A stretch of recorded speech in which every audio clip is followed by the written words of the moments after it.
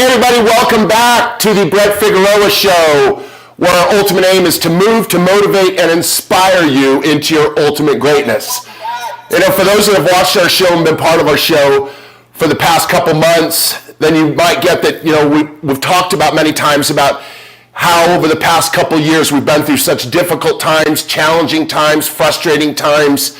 And so for so many with COVID, it's been a real challenge. And so our objective in the work in which we do is to assist people that are going through some of that darkness, you know, to bring light of opportunity, to bring some hope and some inspiration back to the people around the world that are going through those difficult times. So we do that many ways through sharing ideas, through sharing content, and through doing peak performance interviews with superstars across the country. And so I'm very excited, and sometimes when I do interviews, sometimes these interviews are for me. You know, many times I'll do an interview for the public and for the community or for society, and sometimes I do interviews for me. And so I'm excited about today's interview because today's interview is going to make a real impact, a real difference. It's going to make a real contribution to many that are out there right now where you might feel defeated. You might feel overwhelmed. You might feel in a place of frustration where you're like, is there a way out of this darkness? Is there a way into that light? And so today's opportunity, and through this interview with Carey, a very dear friend of mine now for about 10 years, is a very accomplished person. And I wouldn't say, you know, accomplished in real estate, accomplished in cryptocurrency, accomplished at golf, accomplished so many different accomplishments, but it wasn't always that way. And so many of Carey's accomplishments, which I wanted to share and highlight today through our interview with Carey we're out of Florida. We're out of Lake Nona, Florida. I'm not sure if I've been to Lake Nona, Florida, but I've been to Florida many times. I actually live there. So we're excited about bringing Carey on here today to just simply share some of his strategies, some of his, you know, what allowed a guy that, you know, at one point struggling so hard, you know, to take his business to become number one in the world with T-Mobile. I mean, T-Mobile, a massive company, right? I mean, it's one of the largest brands on the face of the planet. And so here with us today, we have Carey that was number one in the world for 9 different times, a very accomplished golfer, a real estate investor, cryptocurrency man. But I think today is not about those types of things, even though we're going to talk about those, but it's really about overcoming. And so I just want to just give a warm welcome to our dear friend, Carey and say thank you so much for being with us and being on here today, Carey. How you doing, buddy? Hey, Brett. Great to be here. Thanks for inviting me on. I love these types of conversations to sort of remember the struggles and be thankful for where you are today. So thank you for inviting me. Well, it's exciting to have you on. Just give me a half a second. I need to shut down so we got some sounds and some things that are going on. So, you know, these are the bloopers that happen during live interviews. You got phones going off, doorbells ringing, dogs barking, cats meowing, spouses fighting. That's the whole virtual experience, man.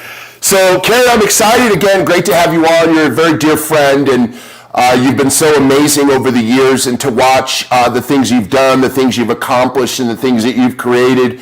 And your success with T-Mobile and just the different things. I know that you're one of 8 children. Like who has 8 kids? Like you're not even a Mormon. It must have been cold in the house, I think, Brett. I'm not sure. But yeah, one of 8 kids. I'm lucky number 7, and I have an identical twin brother that takes last place by 5 minutes. By 5 minutes. And so that's your twin brother. Do you like your twin brother? I do. You do. I joke around and say we're identical, but he's not as good looking. Of course. I mean, you got some gifts, brother, but you didn't get my gifts. No, we're very close. Even though he lives in Richmond, Virginia, we talk every day on the phone. We have a great relationship. It is amazing, you know, as growing up as a twin, people sort of treat you the same, and we're really very individual, different people, and we have individual different likes. He's into Mustangs and can put his hands into an engine and pull the engine apart. I see that. Very gifted. Yeah, these hands will never go into an engine. Right. Oh God, they're dirty. That's right. Yeah. So he's super smart when it comes to cars, and of course he's an accomplished singer as well. We both started singing when we were younger, and when I heard I thought I sounded great with a group, but then when I heard myself sing individually, it didn't sound so good. Just keep it in the shower. Just keep it in the shower. That's That's right. So it was interesting being raised in such a big family, and our parents were very motivating to. They actually, motivated us by threatening us. You're going to pick a sport. You're going to play one sport, so pick it. And that was the deal. It's really amazing. But what I'm excited about is one, again, that you're so accomplished and you've overcome so many things. We're going to talk about some of those things, but kind of give me like what drove you. So when I look at your level of accomplishments that you've created for yourself, one thing I know is it wasn't easy. And I, saw some of the different roller coaster rides as I go through your bio, and as you and I have had obviously many, many, many live chats, and all kinds of fun and humor attached with it. But give us a little like what drives a guy like Carey to be number one in the world for 9 years with T-Mobile, to rank in number one at the Ritz-Carlton Country Club, to so many different things. With your real estate investing and different things, what's inside of a guy like you that drives you to continue in spite of maybe challenging times or difficult times? Like, what's in the mind of a guy like you that continues to get you to keep on going, keep fighting for it? For some reason, Brett, I think I've always had a view of self-improvement. I think I've surrounded myself with really, really smart people and good coaches. In every job I've ever had, I've often sought out who's doing the job really, really well. And I've been able to replicate their success in some way or fashion. And I've been able to do it faster and maybe a little bit more efficient than them. But I've also been a big believer of investing money into myself, because I found I wasn't the smartest person. I didn't get the best grades. I'm the only one out of 8 kids that dropped out of college. My dad wanted me to be in finance or be a lawyer. My mom thought I could be a doctor. I felt I could be none of those. I didn't want to be those. And when I told my dad I wanted to be a professional golfer and that I was going to move to Florida in 1996 and chase a white golf ball, it didn't go over very well. So it didn't go over very well. And how did that go over? Dad, I'm gonna drop out of school. I'm gonna go towards the PGA. Like, how did that go over with your family? So, my mom was very supportive. My dad was like, "Well, what are you gonna do if it doesn't work out?" And I think that was a great learned lesson from him, that there's always you have to have that backup plan. I was fortunate. My dad was in the real estate business, and I got to know some of the bankers that he borrowed money from. So I sought out sponsors and was not good enough to get a sponsor. And I wound up borrowing money on lines of credit and credit cards and financing the whole venture from 96 to 2002. How much debt did you go into when you did that? Because obviously to go take on the PGA Tour, obviously it's a chunk of cash. Like, how much cash did you go into debt with the bankers that your dad set you up with? How deep into debt did you go into that? It was well over $100,000. Well over $100,000. Wow. Yeah, and I remember back in 2002 being at the West Oaks Mall. They just opened up a mall, and I was sitting there getting pizza and a Dr. Pepper. And I remember looking at my bank account having $17 in the account. And I remember having $3,500 worth of bills, and said, "This isn't working. This is not going to work. And this is not going to work." Yeah, so it was a low point where I had to make a decision. I went and bought a book from Susie Orman called 9 Financial Steps. I read that book. I remember that book. Yeah, it was a great read, and it taught me a little bit about money. And I left the mall that day after finishing my slice of pizza and Dr. Pepper, and decided that I wasn't going to give up. It was a horrible feeling of being below at that point, being so much in debt and literally not having enough money. And I was borrowing money off of credit cards to make minimum payments on the others. So robbing, what do they call it? What's that saying? Robbing Peter to pay Paul. Right. And of course, there's no interest on that money, right? Right. Right. So I wound up deciding to apply for a job and moved into to T-Mobile, and I was working at the Hyatt as a bellman and a room service waiter. So I was making really great money and playing golf on the side, but it was just a big challenge. I did win the last tournament that I played in, which was kind of cool. But when you're winning $500, and you're spending $1,000 or $2,000 a month, it's not a good combination. Not a good combination. You made mention. It seems to be a trait. I've been doing this work that I do now for 27 years. I started doing interviews back many years ago. I think my first interview, I was probably 25 years old, and I was in the mortgage business, and I interviewed the number one real estate agent at the time in the world, Marty Rodriguez, and that was so much fun. It was so exciting. So over the years, it's just been a hobby for me. It's been I'm going to find out what makes you tick. Like, you're the best in the world. What is it that drives you? What's the emotional infrastructure? What's the strategy? What's the this? What's the that? What's the overcoming part? All those different things. And it just seems to be a common thread amongst successful people that seems to come up over and over again, and that is they invest into themselves. That's right. How did you, because a lot of people, they don't think about that, that's not part of the fabric of they're just like trained to go to school, get a job, retire, and get a watch. And, for 30 years, it's like, it's like, that's crazy. And then there's others, big goals, big dreams. They know they've got to work on themselves. And so, but where did you get that at such a young age? Because what age roughly were you when you say, well, I'm going to start investing into myself? Like, how old were you roughly when that took place? I would say the first move that I made that was of significance, Brett, was probably in 1996 when I became friends with an LPGA tour player, and I started talking to her about what is she doing and what does it take in order to be number one. And she pointed me to a teacher in Dallas, Texas. And I went to go fly and see him. He was, and to this day, probably the most confident, I'm going to say arrogant, but that sounds bad, person I've ever met. Yeah. And it kind of runs in the territory many times with success. It kind of shows up quite often.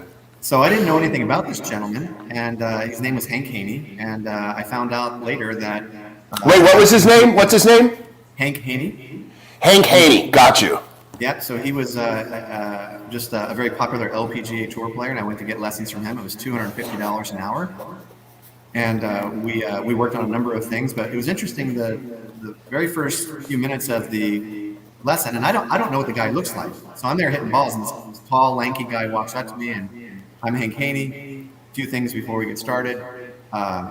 I need to ask you a few questions. I said, sure. He says, have you ever considered yourself being number one in the world? And I said, no. He says, how about number one in the United States at golf? And I said, nope. He says, how about number one in Florida? And I said, nope. Wow. How about Orlando? Nope. How about Orange County? Nope. How about your club? And I said, yes. And I have a trophy to prove it. And he said this, well, you need to change your attitude because I only work with the number one players in the world. I love it. I love it. That's what really kicked it off, I think. That's great. Yeah, he worked with Tiger Woods as well. He would fly to Orlando from Texas, from McKinney, Texas, and literally flew to Lake Nona and over to Islesworth. And worked with Tiger for, 5 or 6 years. And Tiger became the number one player in the world. So at $250 an hour, I couldn't afford to see him very often when I started running out of money. Unfortunately, that same year, I started running out of money. But he had a really big effect on me. I think my dad also had a huge effect on me as well, and that is to be the best in any job that you can do. And if you're not the best, find out who is the best and copy what they're doing. So that's my dad right there. That's an interesting picture. I'm looking at how skinny I am because I'm probably about... You got the 1980s gold chain look going on. I did. That was about a size 30 waist, and I weighed about 135 pounds, and I was 6'4". Wow. Yeah. Wow. Yep, super skinny. So that's amazing. What's the biggest? Let me ask you about your dad, and we're going to talk a little bit more about your dad because I think that moms and dads have a tendency to play very important roles in our lives, obviously. But what do you think? First of all, great story about Hank, and that's so exciting to hear that he would come right out of the gate saying, have you ever thought about being number one in the world? And, what a spark of wow, no, I hadn't thought about that, but boy, that sounds fun. I hadn't thought about being number one in the state, number one in the city, number one in, this, except number one in the clubhouse. Yeah. But, everything else sounds so tantalizing. Wow, that would be amazing. So that's very exciting that he would come out of the gate and ask that, because as you and I both know, many times, somebody else might come in and, want to undermine dreams instead of giving us dreams or options or ideas or bigger opportunities for our lives. They want to kind of diminish that, kind of many times take that away and, put it out there, but have a massive backup plan because the odds are really against it. So it's kind of like, here's a coat, but let me take the buttons away. But let's talk about your dad real quick, because again, you're very accomplished, you've done great things, great attitude, you've spent time working on yourself and working on your mind, and what's the biggest takeaway that you got from, we'll say, your dad? Sure. So my dad was a country boy. He was born in Fluvanna County, which is on the west side of Richmond, Virginia. And he was, I wouldn't say came from a poor family, but didn't come from a family with money, milked cows, had a strong work ethic, was a huge accounting background, went into business school and was going to become an accountant, and then became friends with a big real estate guy. And kind of the same advice he gave me is when you want to be successful, you seek out those super successful people. That's right. And you learn from them. That's right. Take them out to lunch, invest money, spend money, take them to play golf, buy them dinner. Smart dad. And or set up conference calls or WebExes every week with him, in today's time. But smart dad. He became really successful at one point. He had 100 apartments and 40 rental homes, and developed a neighborhood with this gentleman for 600 homes. And really became, an accomplished real estate entrepreneur. Really is the word. I want to say investor, but entrepreneur really. And then he had 8 kids. How did he have time for anything else? I mean, seriously. And I learned a lot from him. It was interesting, Brett. I moved down here to Florida, and he was kind of against me. After I left the golf side because it was a failure. I told him that I was going to go work at a hotel. And he says, well, what are you going to do at a hotel? And I told him I was a bellman and a room service server, and I was just paying off bills, and I didn't want to let him know all about all the debt and everything that I'd racked up. Right. And then he asked me, he says, well, what hotel again are you working at? And I was like, I'm working at the Hyatt Grand Cypress. And he stopped and said, that is my favorite golf course in the whole world. Oh, that's great. It was, at least, if he didn't like the job that I had, he loved the golf course and the hotel that I worked at. It's a resort here in Orlando. And I was there for about 10 years or so. And he wasn't doing well with his health around 2004. And I was down here, and I'd go up to see him a couple times a year, and I chatted with him on the phone 2 or 3 times. And about this time, he was about 80 years old, had some minor health issues. And I had an interesting feeling one time, and I said, I need to go see him. And I typically just didn't drive up there. So I got in the car, and I drove up there. It was late at night or whatever. I had some time off. And pulled up at about 7 o'clock in the morning, and he was walking outside from his house to get the paper and everything. Surprised him, spent the day with him, and he drove me around. It was a little cooler that day, and we drove around, had breakfast, and he was a member of 2 country clubs, and where I grew up. So I was a little bit of a spoiled kid. I didn't have one club that I belonged to, but I actually belonged to 2. 2 country clubs. And we drove. Got to have options. Yeah. Well, one of them had 3 courses, so that was kind of the one I always liked to hang with. But we drove around talking about his success and how we'd drive past a property, and he'd look at the gas station. He'd say, I bought that lot for $1,500, and I sold it for X amount of dollars, and developed this and developed that. Had a nice lunch with him. I had a new club that I had. We rode out to the other club that my mom belonged to. And we decided to go play 9 holes. He wasn't able to play, but he just kind of watched me play. it was a really fun time. I remember, as I think I've told the story before, on one of the par fives, it was a long par five, and I hit driver off the ground and hit it 6 feet from the hole. And I drove the cart right up onto the green, which you're not supposed to do. And he watched me make the putt, which was great. It's exciting for him to watch me play well in that hole. And I took him home, and just spent the day with him. And I had to get back to Florida. And he was in the midst of selling his business, and he told me, he said, I said, Dad, I said, sell everything. I said, buy some new clothes, buy a new Cadillac, do some traveling, take a cruise, go to Hawaii, make sure you take me. And he laughed, and he got real serious, and he said this. He said, I've done all that. I've had all that success.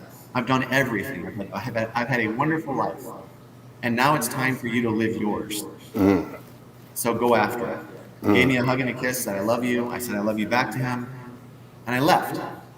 Felt great about my trip. Didn't feel any different about anything else. Got home, next day found out he passed away. And my other 7 brothers and sisters probably hadn't talked to him in 2, 3, 4 weeks maybe. Wow. They were busy with their own lives. Right. Not spending any time. And I tell you, I'm grateful for that moment. To spend time with him. And so anybody that's listening, you have loved ones, you have older relatives, spend that time with your relatives. Make sure that you ask them about their lives and get their advice, because they're going to be there for you when things are looking rough. And by the way, they've been through all of that. Right. What was your biggest lesson out of that? I mean, I can only personally imagine, but I want to hear that from you. Like, what was your biggest takeaway on that? Well, you'd almost like to call it a calling, but it's something just desperately told me I needed to go see him. That was number one. So if there's a gut feeling inside of you to go do something, you need to go. And you went with your gut. Good, nice move. Yeah, I would say that's it. And living what he said, living by what he says is go after it. Go get it. It's time for you to live your life. I like what Dr. Lara says, again, kind of surrounding myself with really super smart people. Yep. Dr. Lara says, what are you going to do between now and dead to make yourself happy? If you're in an unhappy marriage, you got 3 choices: stay in it, fix it, or leave it. Right. If you're in an unhappy job, same thing. So it's just a matter of making choices. Guess what? Everybody's in charge of their life. Everybody's in charge of their decisions. And I'm very strong about that. And talking to, when I came down here to Florida, I had some sales training that was super expensive. T-Mobile paid for some Miller Hyman training, which was god-awful. Some other training, I think you gave a presentation, which I That's where you and I met. I said, you said you needed a ride to the airport, and I said, hey, I'll take this guy to the airport. That's free coaching for an hour and a half. Right. So I was being used? Yeah, absolutely. Oh, okay, good. So it was the expensive sales training that I had. You've heard me talk about Eric Schulman and Sandler Sales. Yep. He taught me one really good thing too, is that who are the top 5 people you hang out with? Who are the top 5 people you spend the most time with? Whether it's an audio book, whether it's YouTube, whether it's Instagram, whether you're following them on a podcast, whether it's in person, and then what are they contributing to get to your goals? What are they doing to help you get where you need to go? And there's been several times where I've had that top 5 list, and I have several friends that I'm friends with from high school, and I just said, hey, you know what? This person's not contributing to my goals, and they're a miserable person, or they've got issues and challenges, and it's just a negative vibe, and we just need to eliminate those people from our lives, or cut them back, not in a mean way, just become suddenly unavailable. And those top 5 people that you hang out with, when I think of the top 5 people I hang out with, you're on my list. I think of my sales trainer who, has been super successful for over 20 years teaching. I listen to Dr. Lara. I listen to my zone coach who gets paid $15,000 a month to manage people. And then I have a golf coach that works with me who's top 50 in the world. So I'm surrounding myself constantly. And by the way, that list changes. That list definitely changes. New people come into your life, and you're like, hey, I need this person to be a support group person in my sphere of 5 people. That's amazing. It really is interesting for me to see the correlation with success. Again, just kind of laid out in front of me, again, after doing interviews now for 30 years or so. Again, when we talk to a guy like yourself, it's never, for me, it's never, really? Oh, so you invest in yourself? Like, oh, really? You surround yourself with 5 successful people? Really? Okay. Wow, that's new. Like, it's so cool because, you're simply, you were taught and trained to simply seek out success. Kind of like myself, and that's why I sought out Tony Robbins when I went to work for him. That's why I sought out my friend Marty Rodriguez. That's why I've sought out so many of the different mentors in my life, because I've recognized they're not going to seek me out. They're not looking for me. Like Tony Robbins wasn't looking for where's Brett Figueroa? I had to seek him out. Marty wasn't sitting around going, geez, let me seek out this guy. No, I got to go find it. And so I really acknowledge you for that, because I do believe that that's what allows for guys like you and I and many others that are highly competitive, that basically we look and go, well, how do we collapse time frames? I can either find this out and figure it all out myself. I can figure out that perfect golf swing myself. Might take years and years and years and years and years with a lot of lost, bets on the course. A lot of trial and error, or you just go to somebody that's already got that golf swing and they come up alongside you and go, oh, here, your wrist is just a quarter inch off.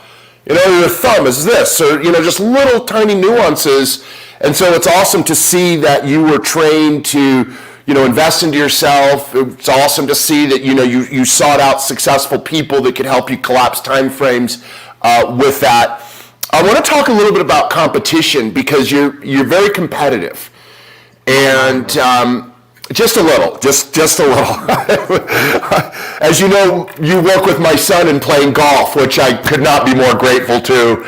And I just remember my son saying, he was telling me about he's getting involved in golf and he's really excited. And I remember that night I reached out to you at, I don't know, it was probably 11 o'clock or so your time that night. And I'm like, Carey, my buddy, my son, he's involved in golf. Do you mind spending a few minutes with him? And, as late as it was in Florida, you picked up the phone and you called my son immediately and you spent some time with him, 30 or so minutes. And then I remember my son going, yeah, him and Carey and I just chatted. And I said to my son, I said, so is he any good? Oh, this ought to be good. I said, is he any good? He's like, oh my God, he's amazing. And I just remember the next day my son sent me a text and he goes, Dad, I just had my best golf game ever. And I was like, yes. So for me too, I want to bring my son to collapse time frames to successful guys, that like yourself, that can help him get to that golf swing or whatever that might be for that person. So let's talk about competition, though. What is it that for you is being so competitive? Because when you're talking about, let's say, you're number one at the Ritz-Carlton Country Club, that doesn't happen by accident. People that are competitive are fighting for that same ranking, number one, right? We say there's only one number one, but there's a whole bunch of number twos, right? So there's only one number one. And so to get to that place, whether it be in golf or whether it be at T-Mobile or so many of the other things that you're accomplished at, do you believe that is it in your DNA, or did you have lots of failures along the way, or is it going back maybe even to your dad, talking about if you're going to do it, be the best, or maybe back all the way to maybe through Hank, just putting that in your head about being number one in the world? Where do you think that came from? Or do you just think it's part of your DNA that you were just born with? Or was there a shifting point? Because I know for me personally, there was a shifting point. It wasn't part of my DNA. For me to do in the work in which I do, and when I worked along with Tony, there was a shifting point that I had to fight for that being number one, because I wasn't born, I wasn't coming out of the womb as that. What do you think that was for you? DNA, or did something happen, or was there a shifting point that said, I'm just going to go for it, I'm going to be the best? What do you think? I think it's environment. I think that the environment. It's got to be the environment, because I can use several examples, and for you and your listeners, for example, I remember taking a day off and going down to see a teacher down there that basically taught Curtis Strange how to play golf. And I asked him how much it's going to be, and he said it's $1,000. Jimmy Ballard. He's a very well accomplished teacher in the late 70s and was number one, throughout the mid 80s, and it taught a bunch of people. And he said, "Well, it's $1,000." I didn't even hesitate. Okay, fine. From what time to what time where you want me to meet you? And if you bring a group of golfers into a room or a bunch of salespeople into a room, it doesn't matter, just a group of anybody, and you say, "Hey, in the day, it's gonna be $1,000." I would say 90% of them would say no. But yet these same people would go buy, a $400 pair of shoes, go out to dinner and spend $600 on, picking up the check or the bar or whatever. So true. And for example, Outlook training. There was a class. I don't know if you were involved in it, but it was a class on how to write an email. We all suspect that everybody knows how to write an email. I spent $1,000, took a class from 8 o'clock in the morning to 6 o'clock at night, learning how to manage Outlook, learning how to write an email, an effective email. And to this day, again, investing into myself. I find myself, against my coworkers, writing better emails, getting better success, closing more deals. I can go on and on. Recently, I had a short game lesson. Somebody told me that this guy's the number one short game teacher for putting and chipping. I didn't want to interrupt my current relationship with my current coach, so I kind of snuck over there and said, "Hey, I want to work on my putting and chipping." This guy won $9 million playing golf for a living, and he charges $200 an hour. So I spent $1,000 with that guy. Absolutely. Just makes sense. And seeking out the best. And I don't know what I love more is going into a tournament knowing I have all the tools in the toolbox to battle my golf game and my mental game and the conditions and against other people. I don't know if that's more fun. Just all the experiences, because now when I go play in a tournament at age 50 and I get to play with a younger kid who might be 20 or 21, they're all nervous and inexperienced. I'm comfortable, and I know that if I hit a bad shot, I've trained my mind and trained my mental side in order to be able to take it. I spent an immense amount of time and different coaches and teachers and theories, and not everything is a winner. There's been plenty of times where I spent a lot of money and I only got 20% out of it. Okay, fine. The 80% didn't matter, but I picked up 20%, and that's what's important. Right. So amazing to hear. So amazing just to hear your story. What's exciting for me again, for those that are watching live or for those that will be with us on the replay, you're as I dub the Carey the Comeback Kid Carter. Carey the Comeback Kid Carter, just come back. And because there was a point in time, just kind of shifting gears from it, but there was a point in time when your dad had, led by example and had all this real estate and all these properties, and, you loved your dad, you want to be like your dad in certain capacities. And so I know that there was a point in time that you invested into real estate, and you bought $1.2 million worth of real estate, if I'm remembering that accurately. Well, I didn't buy it, the bank did, but go ahead. Oh, the bank did. Okay, sure. Right, the bank did, right? Of course. And then when the collapse of real estate came in, that $1.2 million worth of real estate was valued at how much? Around $300,000. Around $300,000. 5 properties. 5 properties. Yeah. So $900,000. Bam, gone. Yeah, it was an interesting time. A lot of people remember it back in 2005 when all you had to have was a pulse and some blood inside you in order to sign for the note. Right. And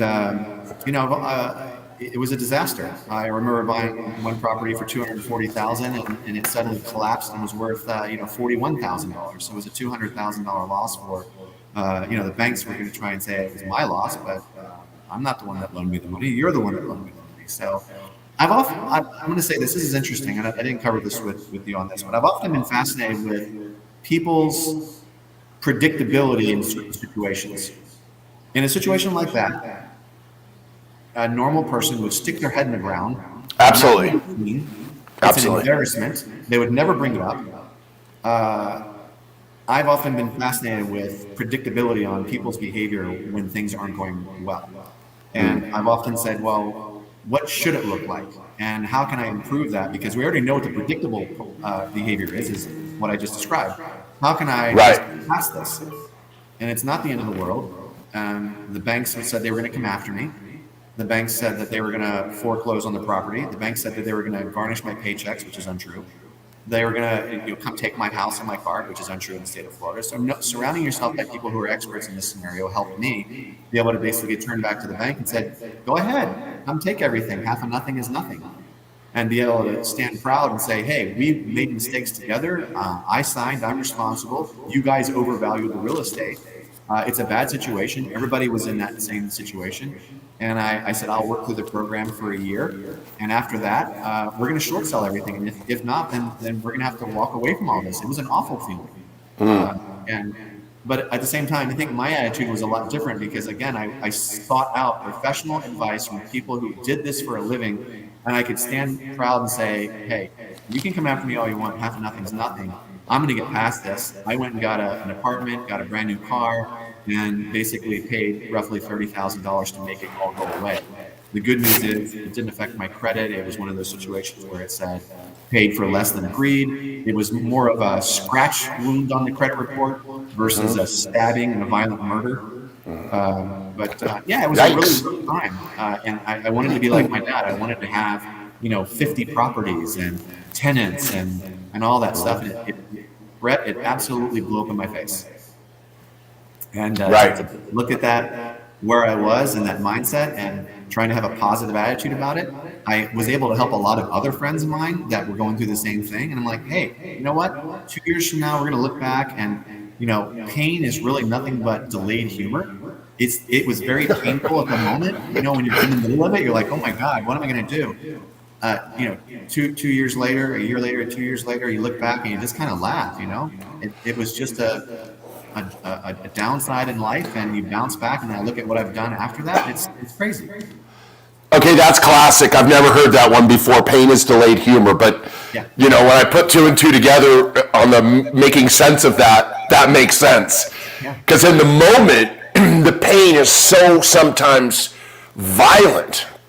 Our emotional infrastructure can just be wiped in a moment, and people fall into the bottle, drugs, depression, food, addiction of some sort, and others find a way to come out of that and to be able to look into the future of that and think, okay, well, the pain now is, yes, it's pain, but I know in the future it's going to be super funny to look.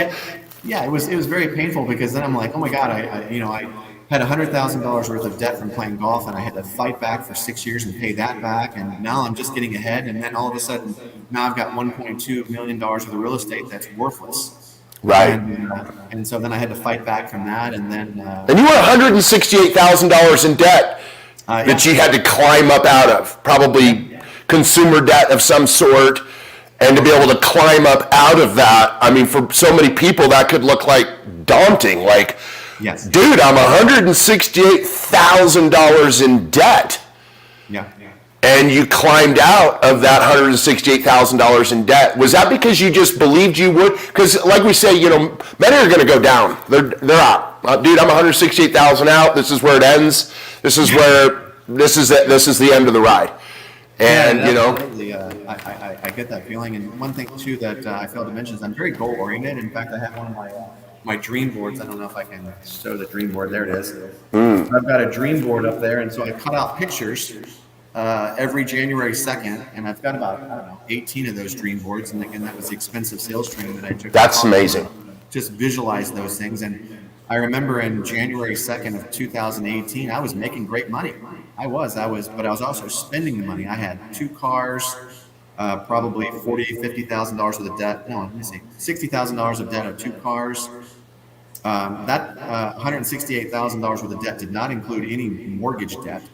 That was all credit cards. I had a golf cart with $10,000, furniture. Just not smart with money. And so I sought out, Dave Ramsey's book, Total Money Makeover, and decided that I was going to list all the debts and put them on a spreadsheet and crossed them off from lowest to highest. And made a goal on the dream board too that year that I wanted to be number 1 in the company. I wanted to take my mom to Vegas. I wanted to take Dixon to Thailand and Vietnam and play golf. And fast forward to December 15th, I wrote a $15,000 check to pay the last bit of debt off on the car. Had no debt at all. and I had 15 grand in the bank, and I was the number one. I closed the largest deal in T-Mobile in the Southeast with a school system, and all of the dreams came true. One of the things I learned about dream boards, Brett, and it echoes a lot what you portray, is that you have to be able to see it in order to believe it and frustrate yourself with it when you don't have it. So I worked, tirelessly, and I guess people say, well, you got lucky into this. No, I disagree with that. I did things that people were unwilling to do. I was in the office at 6:45. I was in the office at 7 p.m. I was the first there. I was the last to leave. I contacted 100 people a day because that's extreme prospecting. I wanted it more than anybody else, and I had high expectations. And then looking back at it, it's just crazy how it all, I had 15 or 16 goals on that dream board that year, and probably 11 of them came true. That's amazing. So inspiring to, what I love most about the work that I get to do, and whether it be through an interview or, just meeting certain people, one of the things that really just brings so much happiness to me is when I see overcomers. I see overcomers. And, and we all want to believe that we can overcome like that, but many times, we get in a season of life and it might be a dark winter and we think, is this winter going to ever end? Like, is it ever going to change seasons? Because the season, but it's guys like you and I that when we hit that dark season, we never lose sight of the light. We know, okay, it's raining today, it's cloudy today, it's ugly, nasty outside today, but we know that's not long term. It might go on longer than we would like, but we also know there's a sense of resolve in people like you and I that are willing to do certain things, and certain timing, comes together. And so it's inspiring for me to see the things that you've climbed up out of, $168,000 in debt, struggling. Even when you won the Ritz-Carlton Country Club, tournament there, being number one, like you were sharing the story with me the other day, like you did that, but it wasn't like you were overcoming shoulder surgery with 12 pins in your shoulder. I didn't even know by law you can have 12 pins in your shoulder, right? Well, and you go back to being persistent, you go back to doing things that no one else does, and the doctor said after. And you had them in both shoulders. Yeah, after he did the left shoulder in 2018, he says, I don't know that you're going to be able to play after I'm done, because the shoulder so badly messed up from hereditary reasons. And then when I had the right shoulder done, it was on October 22nd of last year. The golf tournament was in February. The doctors told me I wasn't supposed to play for 6 months. I have a hard time hearing things I don't want to hear. I've selective hearing problems. What'd you say? What? Yeah. So I talked to the head pro and I said, look, I'm only hitting the ball about 220 off the tee, 230 off the tee. I don't have any power. Is the golf course going to be set up long? Is it going to be set up short? He said, well, it's about half and half. And then I said, well, I just don't think I can compete with those guys that are hitting the ball 50 to 70 yards past me off the tee. And I said, it's probably a little too early for me to compete. And I started to walk out the door and he said, well, there's one thing you need to know. And I said, what's that? He says, well, everything is out of bounds, which basically means if you hit it to the right on number one, it's normally you could go up there and drop your ball and be hitting three. It's a penalty. And I said, oh, really? Because I don't hit the ball sideways. I hit it fairly straight. I said, put me in.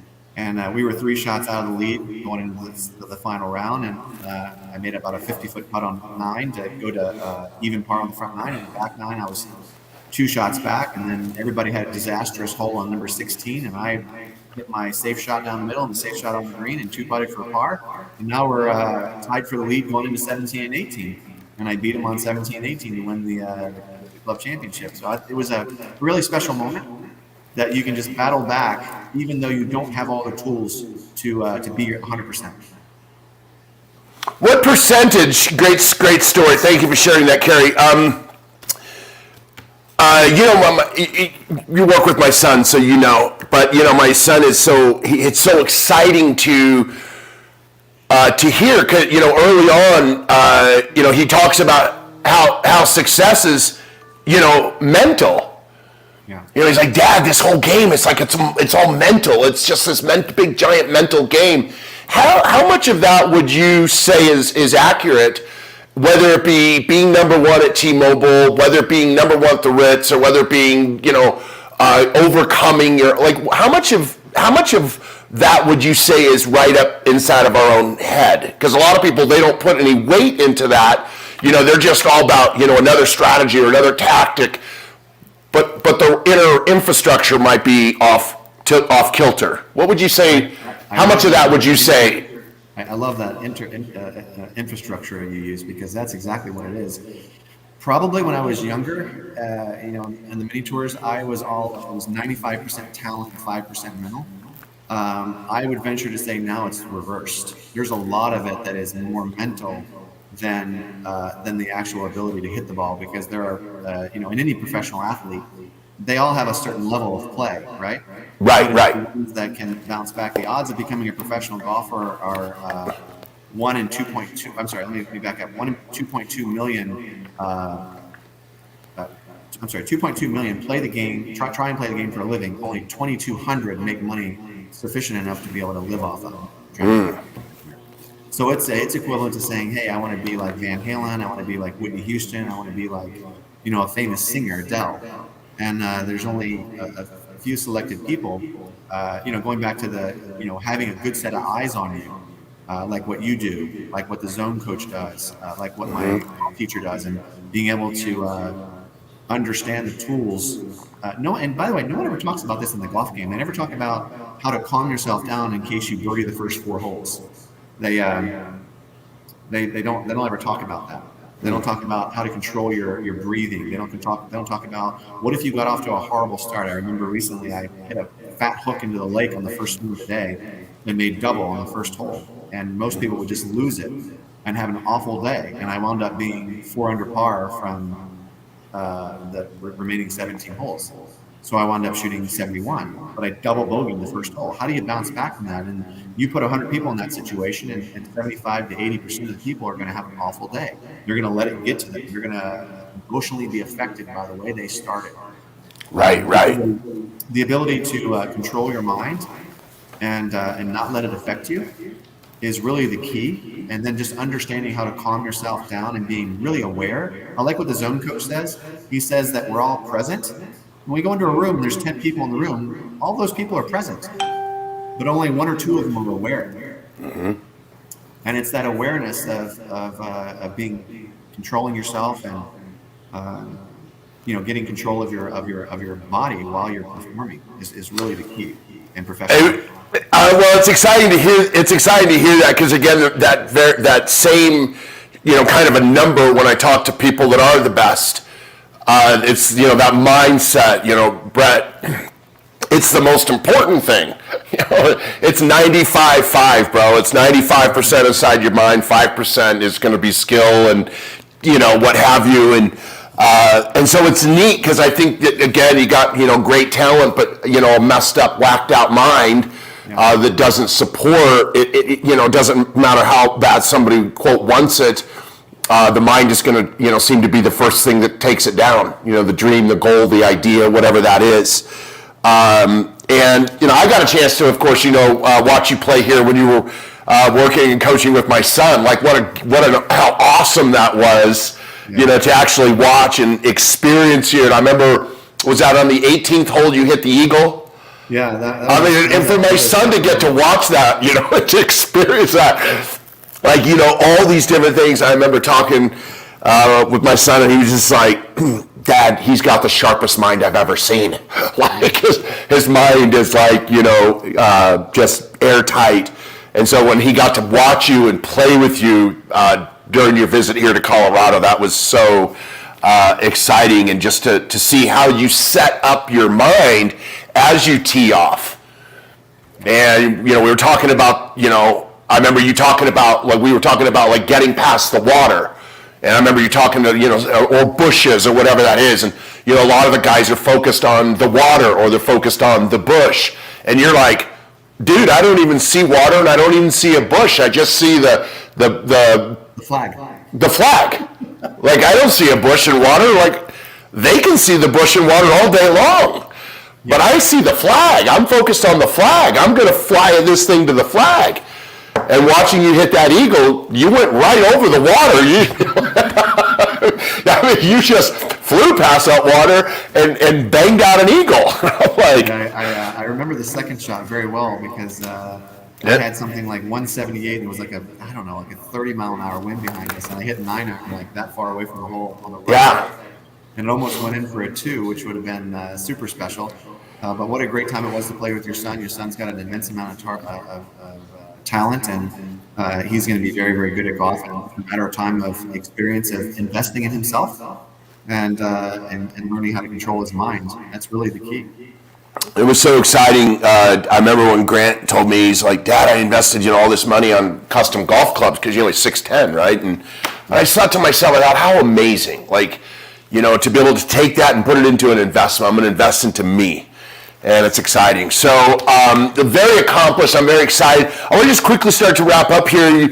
You've done some amazing things. What brings you the most outside of golf and things? What brings you?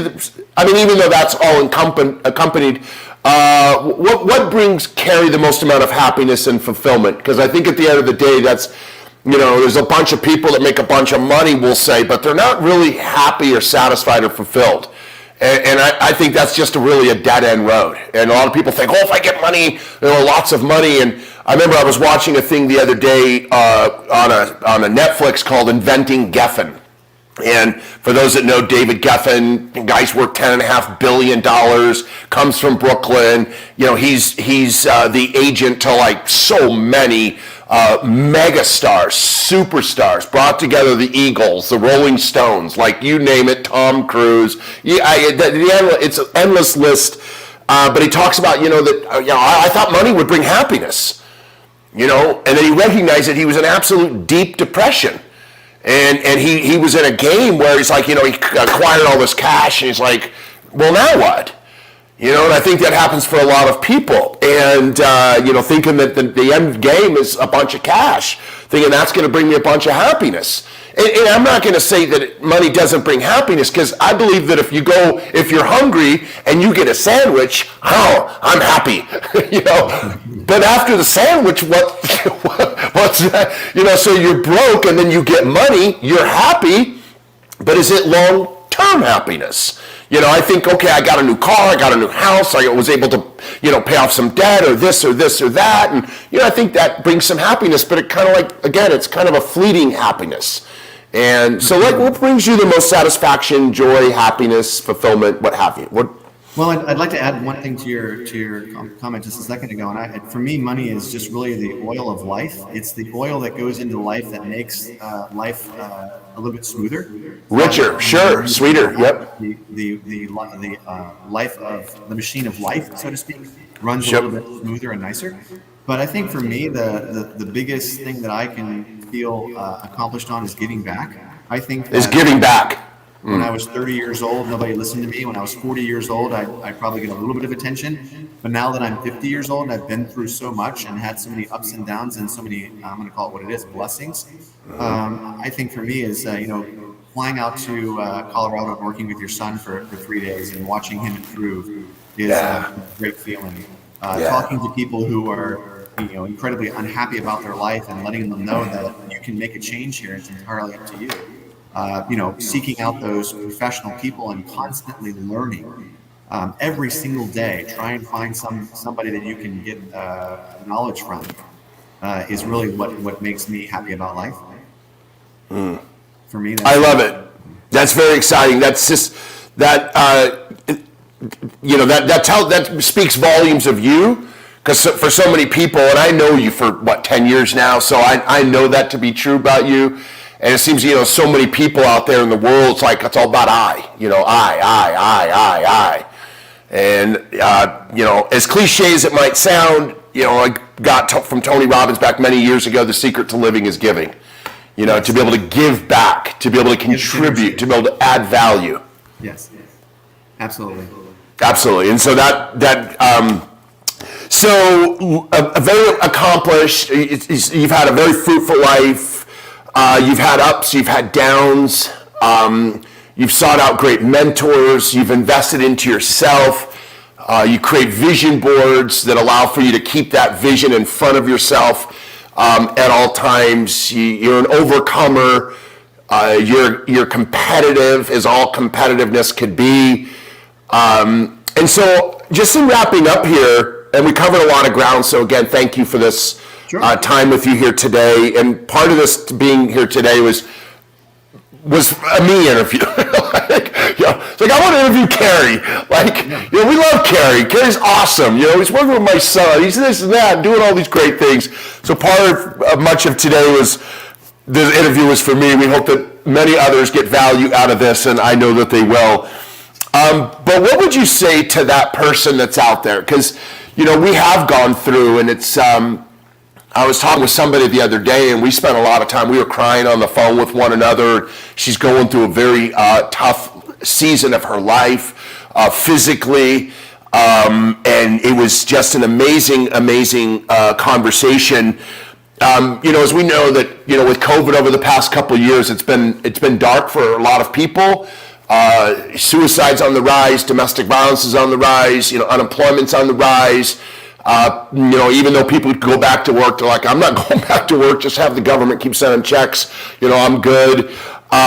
You got drug abuse on the rise, alcoholism's on the rise, you got, just so many variables. Divorce is on the rise, like so many variables. And especially, because the two past years have been very tough for so many people. Now, not everybody, because some people, even though it's been a tough season, like my mortgage friends, well, they haven't been in a tough season, like interest rates, as I told somebody the other day, I think an ice cream cone, or mortgages are less expensive, than an ice cream cone. And the mortgage person's like, oh, I'm a superhero. I'm like, dude, rates are at 2%, bro.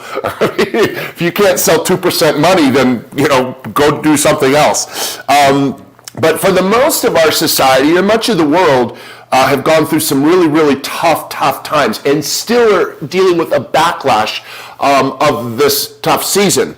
And so what would you say to the people that are out there watching either now or in the replay? What kind of a message would you say, as we sum up, what kind of a message would you say in terms of giving that person maybe some last 30-second, 1 minute, bit of inspiration to continue through during the dark days? Because I know that, again, that for my own self, I've had many dark, what I call nights. It's like, oh God, it's like, it's just a dark night. You're not sure how you're going to get out of a situation, or how you're going to course correct, or what that is. What would you say to that person maybe that's listening right now? It's maybe right on the verge of possibly giving up, throwing in the towel, dropping to the wayside, forgetting it all, staying status quo. Just being normal, which is like, for me, it's like, no. What would you say to that person that's in that space where they're just 30 seconds from stopping it all, going back into, normal everyday life? So I think, and Tony Robbins used the word massive change, drastic action. The definition of insanity is doing the same thing over and over again, expecting different results. Yep. I also think it comes down to being physically fit. I think it's physically fit, yes. really important to get your mind and your body. And if you have depression issues or you have mental illness issues, those need to be identified and looked at, because you're not going to be able to beat them by yourself. But you just have to write a plan of action, massive action, really strong amount of energy to write down and stick to a plan. I work out 5 days a week. I'm 50 years old. I just picked up the Stretch Lab, which is a great franchise, and I go now once or twice a week to get stretched by a professional. Wow. So I'm physically fit and physically, mentally in a good place. And those people who are suffering need to have that measured as well. So that would be my advice to them. Get fit. I'm so happy that you brought that up. I'm just gonna run with that for half a second, because I think for so many it's undermined. It's kind of an afterthought. It's kind of, if I have time, if I can make room for that. Yeah. And you and I have heard the phrase that motion creates emotion. That's correct. And, for many of them, we're looking to change our emotions, right? That's what you and I as humans, that's what we're always looking to change, is nothing more than our emotions. If I buy this car, it's going to give me this emotion. If I buy these, sexy jeans, it's going to give me this emotion. If I go to this restaurant, it's going to give me that emotion. So you and I are emotion creatures. We're emotion chasers. We're always looking for that emotion. There's that great saying that's, we got great goals, great dreams, great ideas. We get out of the bed, our brain says, let's go, and our body says, who you kidding? It's like, dude, give up on that one, bro. You're not physically in shape. And so I'm glad that you mentioned that, because that is a huge one. Big goals, big dreams, big ideas, big vision, out of shape.